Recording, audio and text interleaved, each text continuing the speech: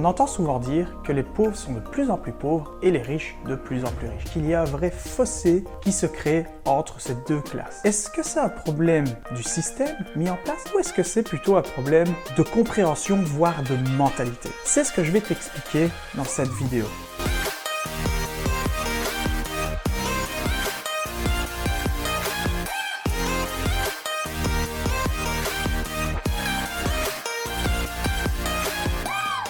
Avant de commencer la vidéo, je te rappelle qu'avec mon équipe, on a créé un e-book totalement gratuit. Donc si tu as comme objectif d'investir dans l'immobilier, cet e-book est un très bon début. Il y a déjà pas mal d'informations, pas mal de notions qui vont te permettre d'investir dans un premier bien immobilier. Le secret repose sur un seul mot, cash flow, ou en français, marge brute d'autofinancement.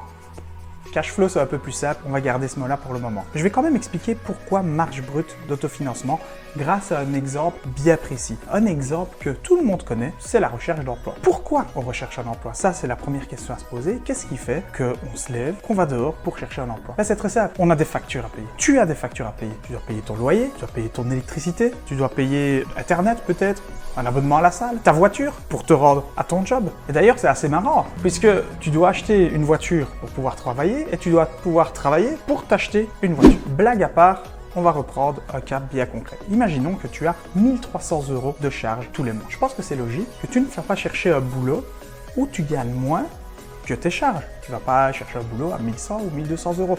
Tu vas chercher au pire un boulot qui te paye 1300 €, mais la vie est pleine de surprises. Peut-être que demain, tu auras un imprévu, je ne sais pas, ta chaudière qui lâche, ta voiture qui lâche, puisque tu en as besoin pour te rendre sur ton lieu de travail. Donc, on va essayer de chercher un peu au-dessus. Imaginons qu'on trouve un boulot à 1600 €. Voilà, tu as trouvé un boulot où tu gagnes 1600 € par mois. Après avoir payé toutes tes factures, il te reste 300 €. Et ces 300 € là, c'est exactement ce qu'on appelle la marge brute d'autofinancement. Alors, qu'est-ce que tu peux faire de cet argent-là? Tu as plusieurs possibilités. Tu peux soit la dépenser en allant au restaurant, au cinéma, en faisant des cadeaux aux gens que tu aimes, par exemple. Ou tu peux l'épargner pour justement te préparer aux éventuels tracas qui pourraient t'arriver dans la vie, comme la voiture qui lâche, l'exemple qu'on a pris un peu avant. Il y a une troisième possibilité. Malheureusement, les gens n'y pensent pas souvent. Pourquoi? Parce que la société de consommation dans laquelle on est nous pousse toujours à acheter, acheter plus, acheter plus. J'ai une voiture, mais j'en suis pas content. Je veux la meilleure des voitures. J'ai une télévision, mais ça ne me suffit pas. Je veux une plus grande télévision avec une meilleure définition. La 4K, la 8K, la 16K, la 28000K. La troisième chose que tu peux faire avec cet argent-là, c'est ce que les riches font et que les pauvres ne font pas. C'est tout simplement l'investir. Quand je dis pauvre, c'est pas de manière péjorative. Je parle de la classe moyenne, des personnes qui, chaque fin du mois, ne s'y retrouvent pas. Peut-être que tu vas te retrouver dans ce que j'explique pour le moment. Depuis que j'ai compris ce qu'est cette marge brute d'autofinancement, mon rapport envers l'argent, ma compréhension de l'argent a complètement changé. Et je t'avoue que les fins de mois ne sont plus un stress. Pas parce que je gagne plus d'argent, mais parce que je gère mieux mon argent. Alors, pourquoi marge brute d'autofinancement? C'est très simple. C'est une marge parce que c'est la différence entre ce que tu gagnes et ce que tu dépenses. C'est brut parce qu'on n'est pas encore sur le net. On ne sait pas comment tu vas utiliser cet argent-là. Et d'autofinancement parce que tu peux simplement te financer toi-même avec ça en investissant dans différentes choses. Pour aujourd'hui, on va prendre un exemple qui est mon domaine d'expertise, c'est l'immobilier. L'immobilier, c'est un peu comme ta recherche de job. C'est-à-dire que tu vas avoir des charges et des rentrées d'argent. Et il faut faire en sorte que les rentrées d'argent soient toujours plus grands que les charges. Alors qu'est-ce qu'on a comme charge lorsqu'on investit dans l'immobilier? Il y a évidemment le prêt, mais ce n'est pas tout. Il faut rajouter à ça les assurances, il faut rajouter à ça le précompte immobilier, et de l'autre côté, tu as les entrées locatives. Mais attention, les entrées locatives, c'est possible que tu aies un peu de chômage locatif, donc il faut aussi en prendre compte. En général, on calcule 15%.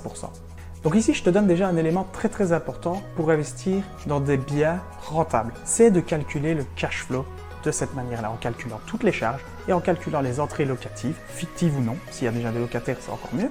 Mais si c'est fictif, tu enlèves 15% pour le chômage locatif, qui est déjà une belle marge. En général, sur du long terme, sur 25, 30, 40, 50 ans, il y a très peu de chances que ton bien ne soit pas habité pendant plus de 15% de la durée. C'est énorme, c'est quasi impossible. Et donc, tout comme pour ton salaire et tes factures, ton bien immobilier va te générer un cash flow. Et encore une fois, tu as les mêmes trois possibilités. Tu peux décider de les dépenser, tu peux décider de les épargner, ou tu peux décider de les réinvestir pour, par exemple, acheter encore un autre bien ou investir dans toute autre chose qui pourrait t'intéresser. Et là est la grande différence entre les personnes qui s'appauvrissent et qui s'enrichissent. Au moment où j'utilise le cash flow d'un bien immobilier, je n'utilise pas l'argent du fruit de mon travail, mais du fruit de mon investissement. C'est-à-dire que je ne travaille pas pour l'argent, mais l'argent travaille pour moi.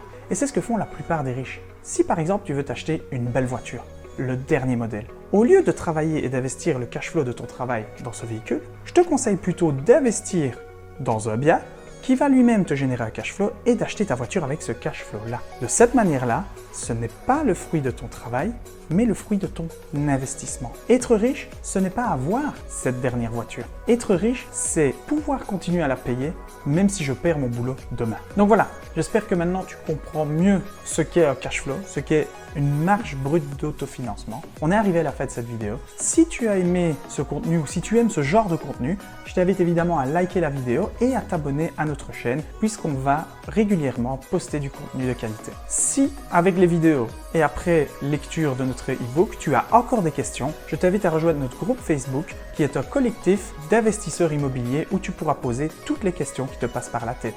Tu trouveras le lien dans la description.